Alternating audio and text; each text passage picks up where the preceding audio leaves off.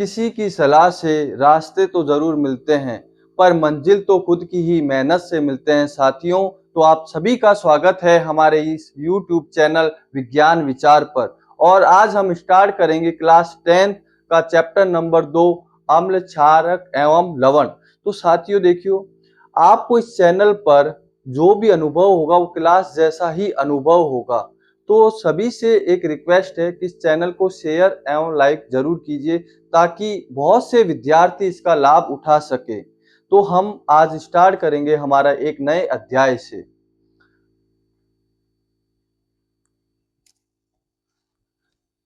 हमारा चैप्टर है अम्ल, क्षारक एवं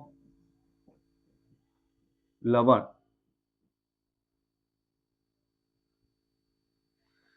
हम इस चैप्टर में सबसे पहले बात करेंगे अम्ल क्षारक के बारे में। लवण बीच में हम पढ़ेंगे, लेकिन सबसे पहले अम्ल और क्षारक के बारे में। तो देखो, अम्ल जो होता है वो क्या होता है और क्षारक क्या होता है। आप सभी ने नींबू देखा होगा, है ना। तो नींबू क्या लगता है आपको टेस्ट करने पर? खट्टा लगता है, यानी कि उसके अंदर क्या है? अम्ल है।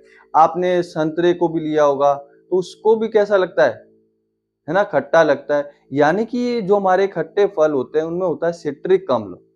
वैसे ही क्षारक, तो क्षारक के बारे में क्या होता है? देखो, क्षारक वैसे क्या होते हैं? कड़वे होते हैं स्वाद में, लेकिन अम्ल क्या होते हैं? खट्टे। तो हम दोनों को अलग अलग डिफरेंस करके पढ़ेंगे कि अम्ल और क्षारक क्या होते हैं।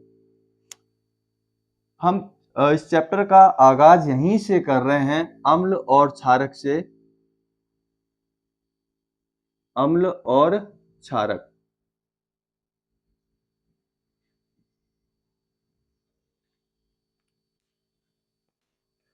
तो देखो, अम्ल क्या होते हैं? स्वाद में खट्टे होते हैं, है ना। जैसे नींबू वगैरह, ये स्वाद में क्या होते हैं? खट्टे, क्योंकि नींबू में अम्ल पाया जाता है, सिट्रिक अम्ल पाया जाता है। तो पहला पॉइंट हमारा क्या बनेगा कि जो अम्ल होते हैं,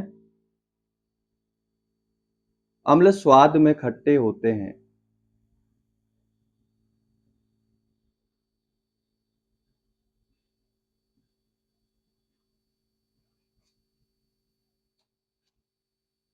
ठीक है। दूसरा, हम क्षारक की बात करें तो जो क्षारक है वो स्वाद में क्या होते हैं? कड़वे होते हैं, है ना। जैसे कि साबुन वगैरह है, कास्टिक सोडा है, ये क्या होते हैं? टेस्ट नहीं करना है, लेकिन आपको बता देता हूँ, ये स्वाद में क्या होते हैं? कड़वे होते हैं। तो हमारे जो क्षारक है, क्षारक स्वाद में कड़वे होते हैं।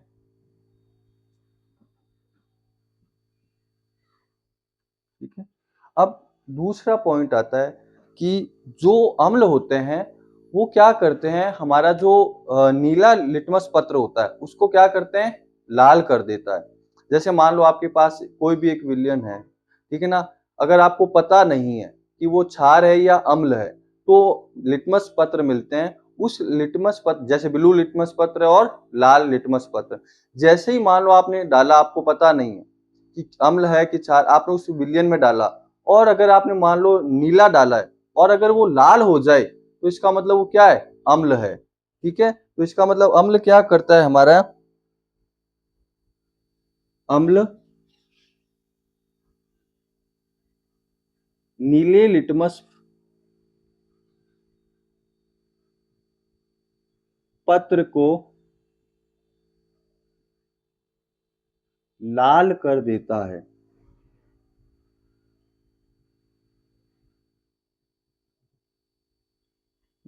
वैसे ही हमारा क्षारक होता है। अब क्षारक क्या, देखो ये तो क्या कर रहा है? नीले से लाल कर रहा है अम्ल, लेकिन क्षारक क्या करेगा? क्षारक लाल लिटमस पत्र को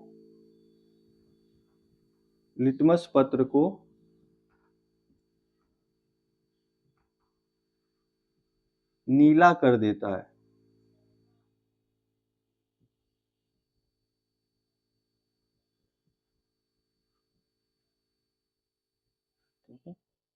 पहला पॉइंट और दूसरा पॉइंट हमने समझ लिया। अब तीसरा पॉइंट की बात करते हैं। तीसरा पॉइंट क्या होता है? जितने भी अम्ल है, यानी कि जो अम्ल है वो अपने जलीय विलयन में क्या देते हैं, H प्लस आयन देते हैं। ठीक है ना। हमारे एक साइंटिस्ट थे स्वंते आर्यनियस, तो स्वंते आर्यनियस ने क्या बोला कि जो जलीय विलयन है उस जलीय विलयन में अम्ल क्या देते हैं, H प्लस। तो अम्ल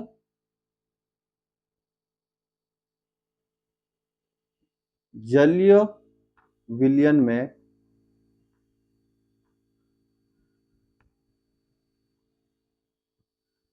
H प्लस आयन, या आप उसको बोल सकते हो हाइड्रोजन आयन, हाइड्रोजन आयन देते हैं।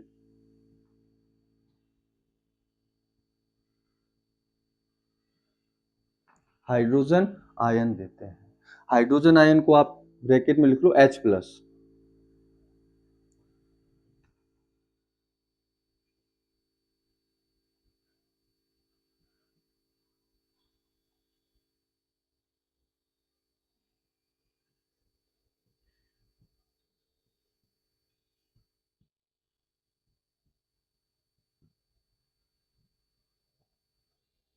देखो ये हमारे एक वैज्ञानिक थे स्वंते अरहेनियस, स्वंते अरहेनियस। इन्होंने क्या बोला कि जो अम्ल है वो जलीय विलयन में H प्लस आयन देते हैं।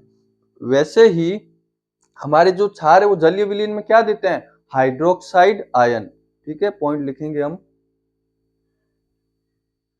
क्षारक जलीय विलयन में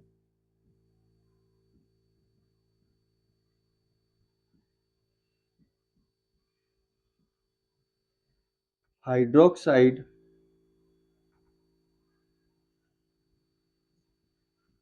आयन देते हैं। हाइड्रोक्साइड को बोलते हैं OH माइनस, OH माइनस देते हैं।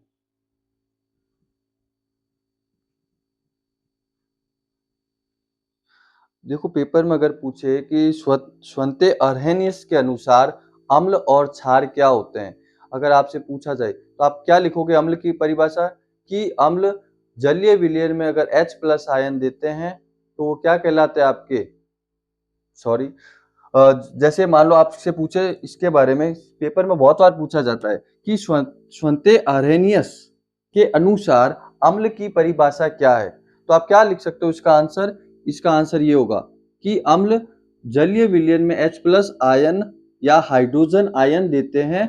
ठीक है, आप सीधे ये लिख सकते हो। और अगर क्षार की पूछे तो आप लिख सकते हो कि मान लो पेपर में प्रश्न आ गया आपसे एक, जैसे कि प्रश्न आ गया कि स्वंते अरहेनियस के अनुसार अम्ल क्या होते हैं, के अनुसार अम्ल व क्षारक क्या होते हैं, क्या होते हैं।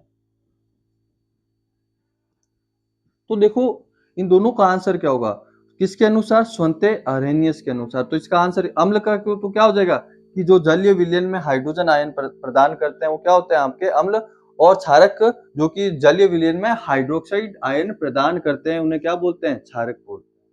ये किसके अनुसार होगा, स्वंते अरहेनियस के अनुसार हो गया। अब हमारे अगले पॉइंट की बात करते हैं, जैसे उदाहरण भी देख सकते हैं इसमें इसी के नीचे,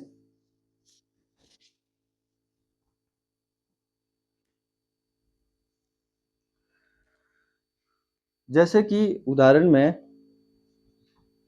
आपका HCl है, तो HCl क्या होगा, वो H प्लस और Cl माइनस देगा। ठीक है, वैसे इसी में एग्जाम्पल में क्या होगा आपके NaOH, तो NaOH क्या देगा, Na प्लस OH माइनस। ये हमें, तो देखो पहला पॉइंट, दूसरा पॉइंट, तीसरा पॉइंट एक बार से रिपीट कर देता हूँ। अम्ल स्वाद में खट्टे होते हैं, क्षारक क्या होते हैं, कड़वे होते हैं।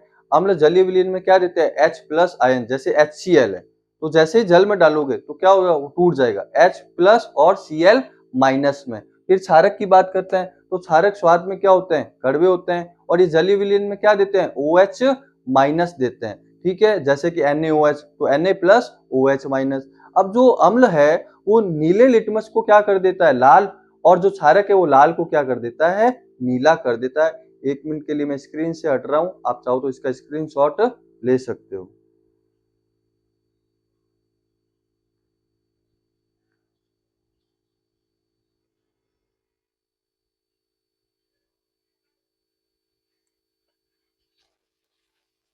अब हमारा अगला पॉइंट साथियों क्या है, देखो कि जो अम्ल है उसका पीएच मान 7 से कम होता है और क्षारक का 7 से अधिक। अगला चौथा पॉइंट लिखेंगे यहाँ कि अम्ल का पीएच मान 7 से कम होता है।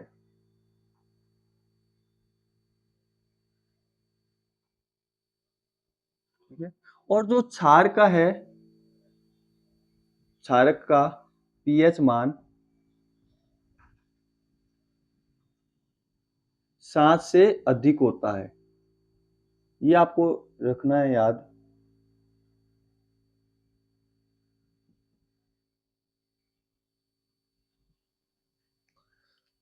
अम्ल का पीएच मान 7 से कम और क्षारक का पीएच मान 7 से अधिक होता है।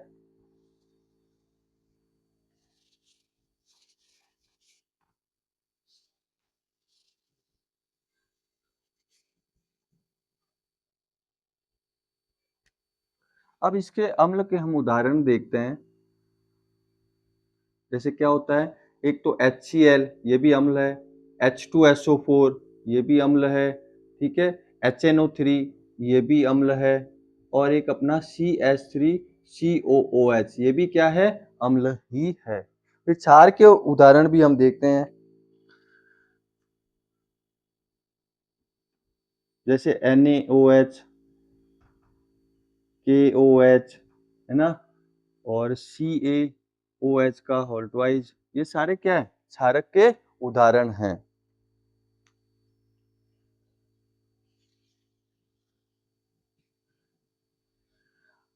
अब इसमें आप चाहो तो एक और लिख सकते हो, NH4OH अमोनियम हाइड्रोक्साइड। हो सकता है आपको ये नाम पता नहीं, तो मैं यहाँ लिख देता हूँ। एच HCl का नाम भी लिख देता हूँ, सबके नाम यहाँ लिख देता हूँ। HCl, H2SO4, HNO3, CH3COOH। तो इन सबको क्या कहते हैं, इनके नाम हम, ये क्या होता है, हाइड्रोक्लोरिक अम्ल, ये क्या होता है, सल्फ्यूरिक अम्ल, और ये क्या होता है, नाइट्रिक अम्ल, और ये क्या होता है, एसिटिक अम्ल। तो ये नाम लिख लीजिए आप। इसका क्या लिखोगे, हाइड्रोक्लोरिक अम्ल। HCl को क्या बोलते हैं, हाइड्रोक्लोरिक अम्ल, और इसको बोलते हैं सल्फ्यूरिक अम्ल, और HNO3 को बोलते हैं नाइट्रिक अम्ल, नाइट्रिक अम्ल, इसको बोलते हैं एसिटिक अम्ल, एसिटिक अम्ल। ये इसलिए लिखा था कि आपको इनके नाम पता रहे कि किसको क्या बोलते हैं, HCl को क्या बोलते हैं, H2SO4 को क्या बोलते हैं, HNO3 को क्या बोलते हैं, CH3COH को क्या बोलते हैं। फिर इसी तरह हम इसके भी नाम लिख सकते हैं, NaOH को क्या बोलते हैं, KOH को क्या बोलते हैं,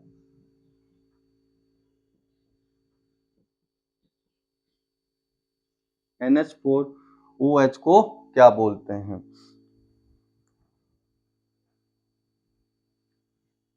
तो इसको क्या बोलते हैं, सोडियम हाइड्रोक्साइड, सोडियम हाइड्रोक्साइड। फिर इसको क्या बोलते हैं, पोटेशियम हाइड्रोक्साइड।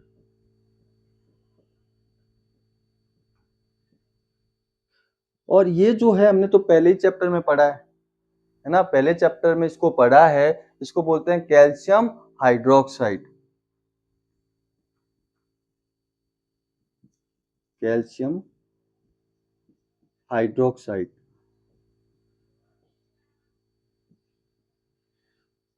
और इसको NH4OH को बोलते हैं अमोनियम हाइड्रोक्साइड।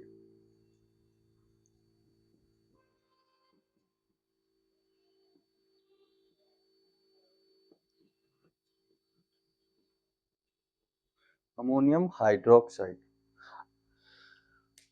देखो इन सभी के नाम मैंने लिख दिए हैं, आप भी इसके नाम याद रखना कि HCl को क्या बोलते हैं, H2SO4 को क्या बोलते हैं, HNO3 को क्या बोलते हैं, CH3COOH को क्या बोलते हैं, इधर क्षारक में NaOH को क्या बोलते हैं, KOH को क्या बोलते हैं, कैल्शियम और CaOH के हॉटवाइज को क्या बोलते हैं, NH4OH को क्या बोलते हैं।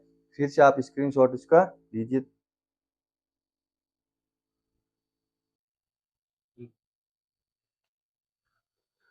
हमारा अगला टॉपिक है क्षार। तो देखो सिंपल से पहले क्षार को समझते हैं होते क्या है। हमारे पास जो क्षारक होते हैं और जो क्षारक जल में अगर घुलनशील है ना, यानी कि जल में घुल जाते हैं तो वो क्या कहलाएंगे, क्षार कहलाएंगे। ठीक है, और अगर जल में नहीं घुलते हैं तो वो क्षार नहीं कहलाते। मान लो आपके पास कोई भी विलयन है, ठीक है, या क्षार है, वो क्षार अगर आपने डाला और जल में घुल गया, ठीक है, अगर वो जल में घुल गया तो वो क्या हो जाएगा, क्षार। और अगर जैसे जल में नहीं घुल रहा है तो वो क्या क्षार नहीं होगा। जैसे अपन एक उदाहरण ले सकते हैं साबुन का, है ना, क्योंकि वो जल में क्या होता है, घुल जाता है, इसका मतलब वो क्या है, क्षार है। यानी कि परिभाषा क्या लिखेंगे हम, वे क्षारक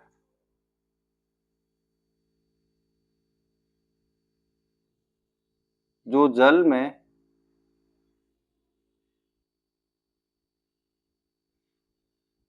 घुलनशील होते हैं,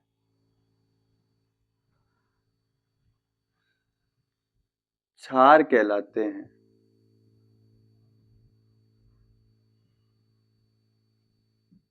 यानी कि क्षार उसी को ही बोलेंगे, याद रखना, जो क्षारक जल में घुलनशील है, और जो जल में घुलनशील नहीं है वो क्षार नहीं होगा। ये बात आप दिमाग में बिठा लेना। अब इसीलिए हमारे जितने भी क्षार होते हैं, है ना, जितने भी क्षार है वो क्या होते हैं, क्षारक होते हैं। अतः सभी क्षारक सॉरी अतः सभी क्षार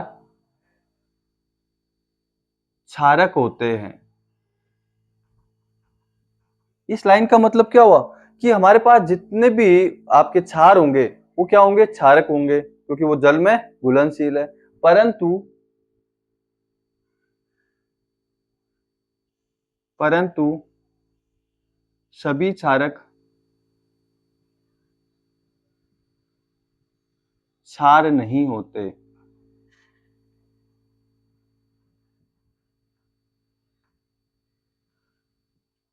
क्लियर हुआ?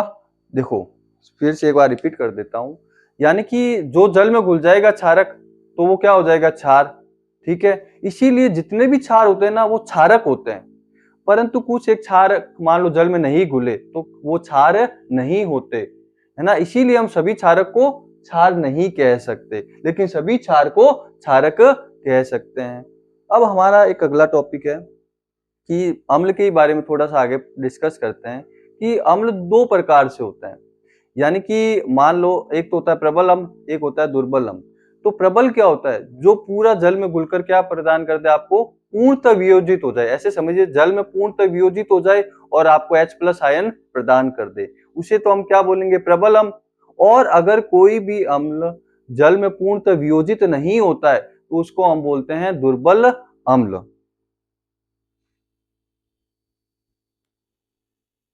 तो जो अम्ल है वो दो प्रकार से कहते, एक आता है प्रबल अम्ल, एक होता है हमारा दुर्बल अम्ल।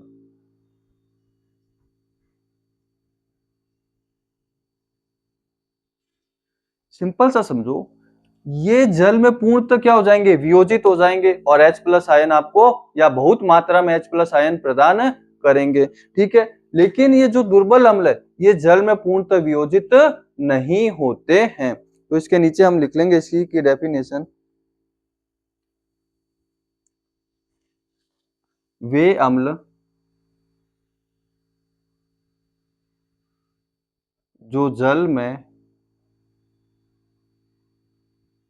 पूर्णतः वियोजित होकर, पूर्णतः वियोजित होकर हाइड्रोजन आयन प्रदान करते हैं।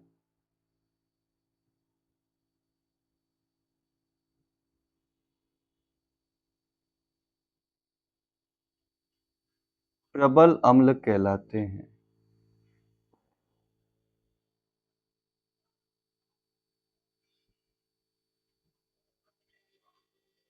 ठीक है? और दुर्बल क्या होता है कि जो कि पूर्णतः जल में वियोजित नहीं होते। वे अम्ल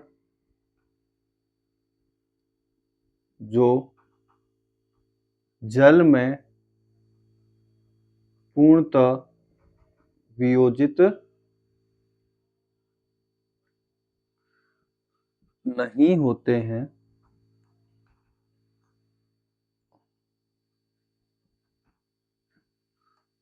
दुर्बल अम्ल कहलाते हैं।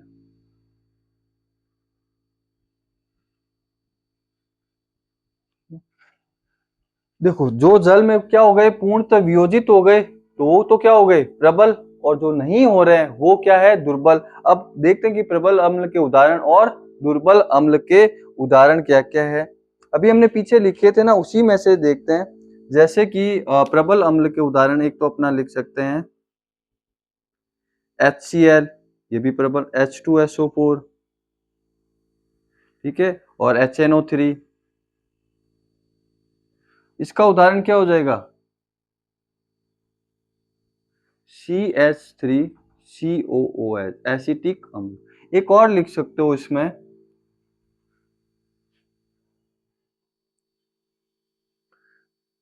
ये ये उदाहरण किसका हो गया, दुर्बल का। और ये किसके हो गए उदाहरण, प्रबल अम्ल के। ठीक है, आप एक स्क्रीनशॉट लीजिए, तब तक मैं स्क्रीन से हटता हूं।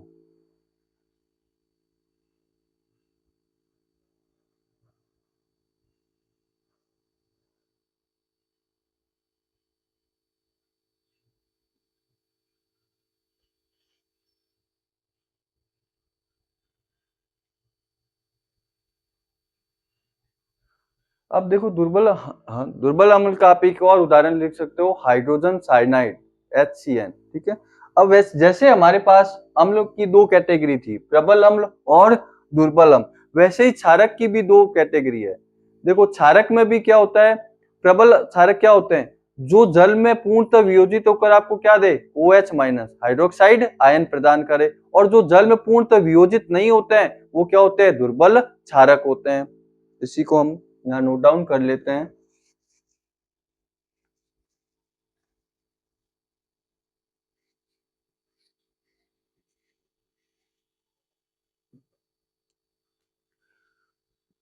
तो जो क्षारक, एक तो हो गया हमारा प्रबल क्षारक,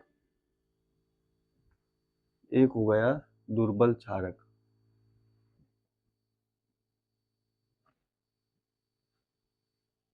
ठीक है, अब देखो प्रबल क्षारक क्या होता है,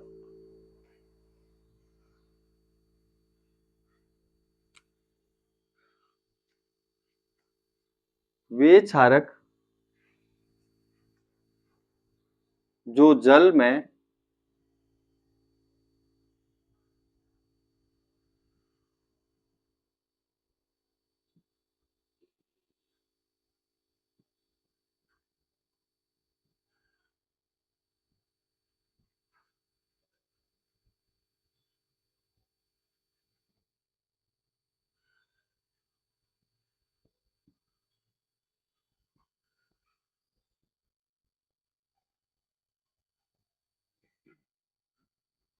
तो हमारा प्रबल क्षारक क्या होगा, जो जल में पूर्णतः क्या होगा, वियोजित होगा, और हमें क्या देगा, हाइड्रोक्साइड आयन यानी कि OH माइनस आयन प्रदान करेगा। और ये क्या हो गए, जो जल में पूर्णतः वियोजित नहीं होते, जो जल में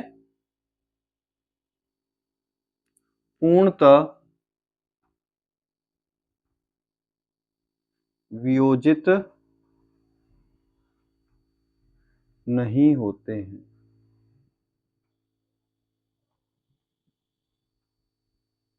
अब इसके उदाहरण क्या क्या हो जाएंगे, प्रबल के,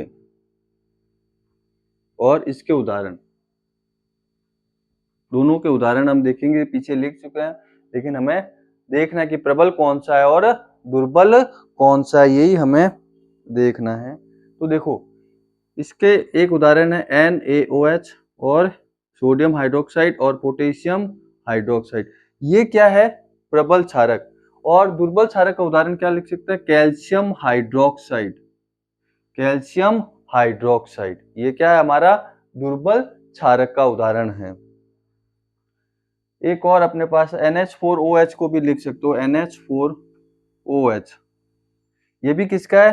दुर्बल क्षारक का उदाहरण है।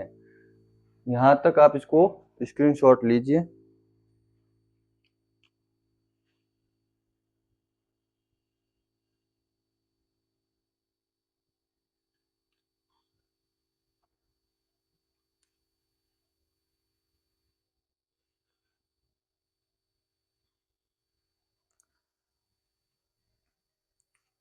हमारा अगला टॉपिक है सूचक। तो हम अगले टॉपिक की ओर चलते हैं।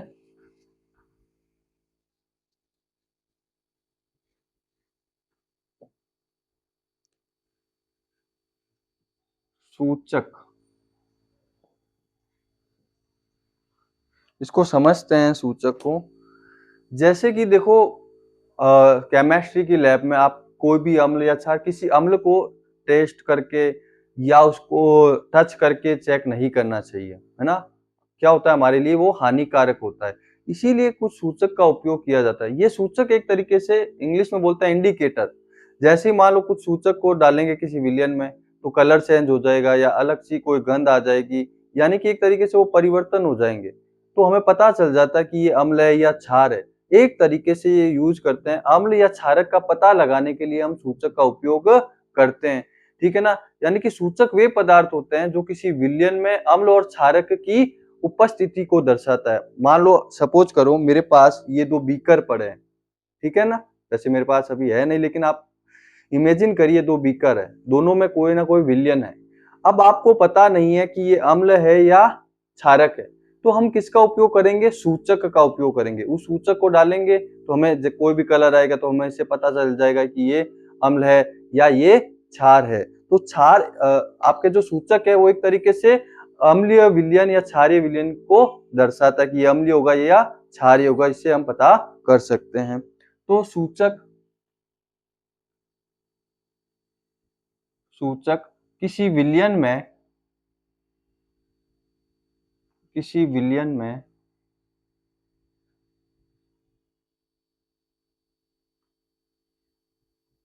अम्ल या क्षार उपस्थिति को दर्शाता है।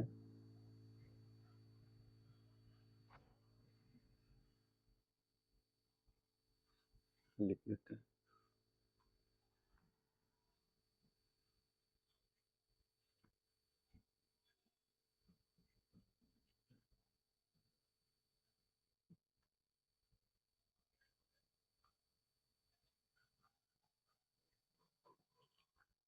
तो अम्ल क्या, सॉरी, सूचक क्या हुए? किसी विलयन में अम्ल या क्षारक की उपस्थिति को दर्शाता है। अब देखो होगा क्या, जैसे ही डालते तो उसके रंग और गंध क्या होते हैं? परिवर्तित हो जाते हैं। तो इनका रंग व गंध अम्लीय या क्षार के माध्यम में परिवर्तित हो जाता है। इनका रंग व गंध अम्लीय या क्षारकीय माध्यम में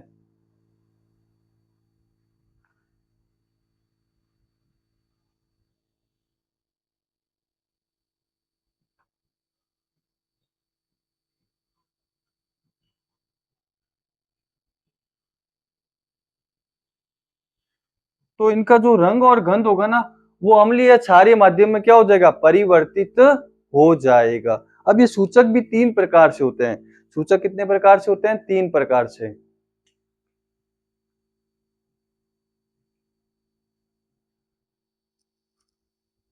एक होता है हमारे पास प्राकृतिक सूचक।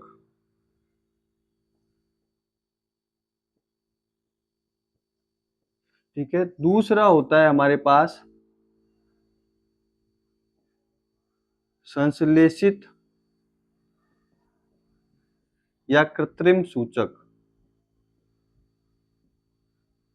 तीसरा हमारे पास होता है गंधीय सूचक। तीसरा कौन सा होता है? गंधीय सूचक। तो सूचक कितने प्रकार से हुए? 3 प्रकार से।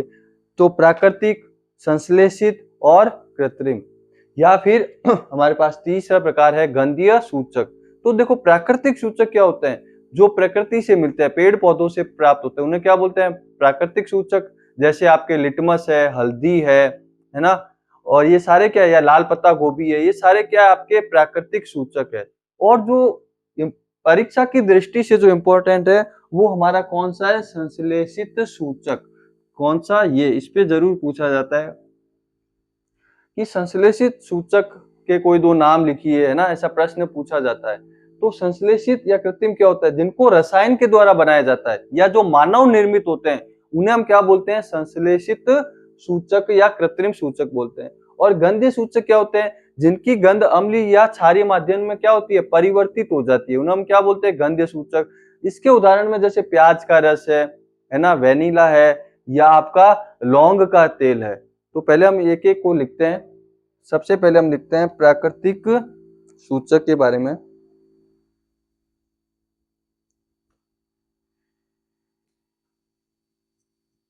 वे सूचक जो पौधों से, ब्रैकेट में आप लिख लो चाहो तो, प्रकृति, पौधों से प्राप्त होते हैं, उन्हें क्या बोलते हैं? प्राकृतिक सूचक।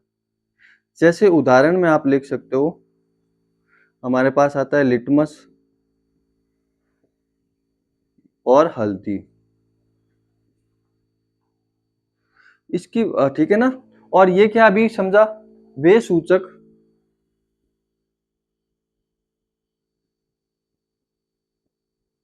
जो रसायन द्वारा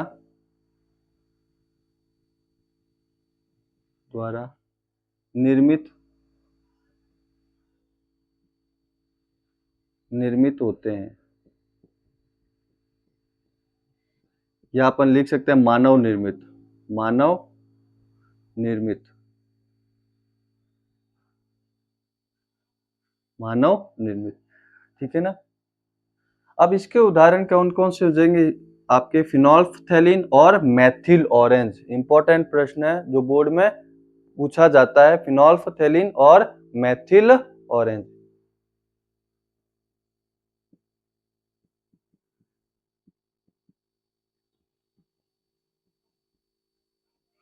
दूसरा उदाहरण क्या हो जाएगा इसका? Methyl orange.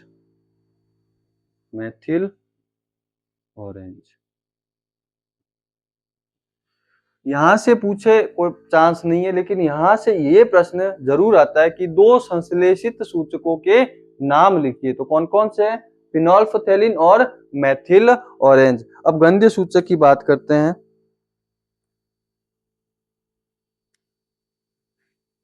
तो इसके नीचे लिख लेंगे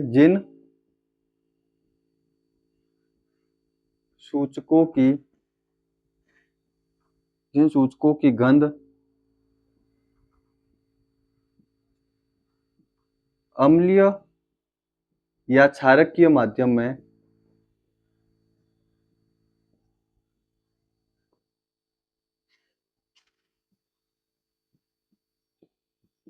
परिवर्तित हो जाती है,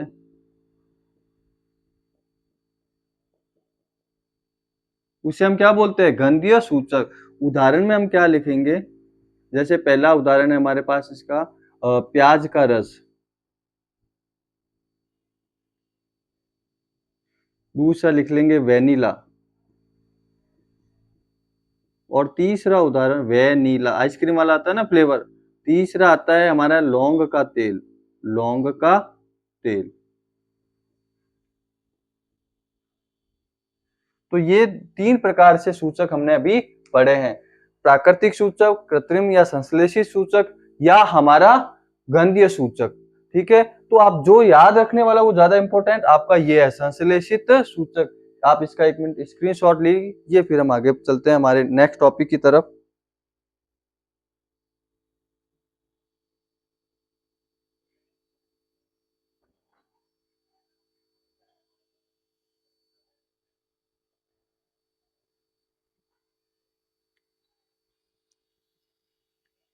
तो अब हम एक चीज पढ़ते हैं यहाँ पर, लिटमस के बारे में पढ़ते हैं कि ये लिटमस क्या होता है ना, प्राकृतिक है।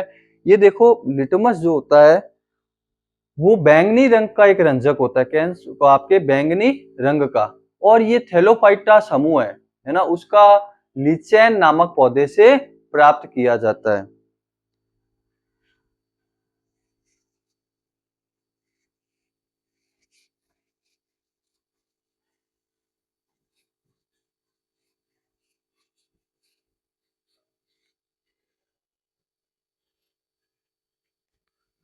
लिटमस,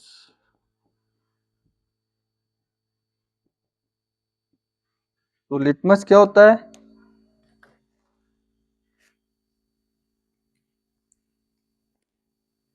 यह बैंगनी रंग का रंजक होता है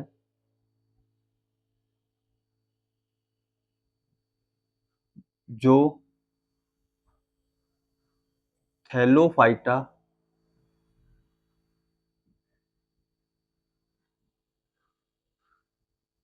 समूह के ली चैन, जैकी चैन होता है ना, वैसे ही क्या है हमारे पास ली चैन, है ना, उस ली चैन नामक पौधे से प्राप्त किया जाता है, नामक पौधे से प्राप्त किया जाता है।